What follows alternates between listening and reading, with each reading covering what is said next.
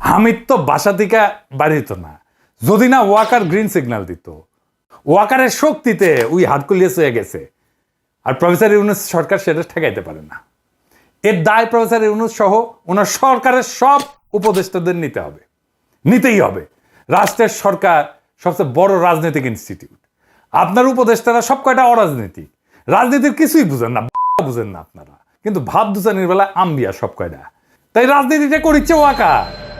আপনারা তো রাজনীতি করবেন না, পণ করিছেন রাজনীতি করবেন না, বুঝবেনও না। পাবলিকের ডলা খাইতে না চাইলে ড্যামেজ কন্ট্রোলের জন্য আজকে হাসিনার সব কয়টা প্রধান নির্বাচন কমিশনারকে গ্রেপ্তার করেন, আর জনগণের কাছে মাপ চান হাত জোড় কইরা যে আমরা ভাল শুন, মাপ কইরা দেন। আর শিরিন শারমিন তো এখনো দেশে আছে, শোনা যায় ওয়াকারের তত্ত্বাবধানে আছে। ওরে ধরেন না কেন? হাসিনা রেজিমে তো সে থার্ড মোস্ট ইম্পর্টেন্ট পার্সন ছিল, নাকি ওয়াকারের জিম্মায় আছে জন্য 7 খুন মাপ?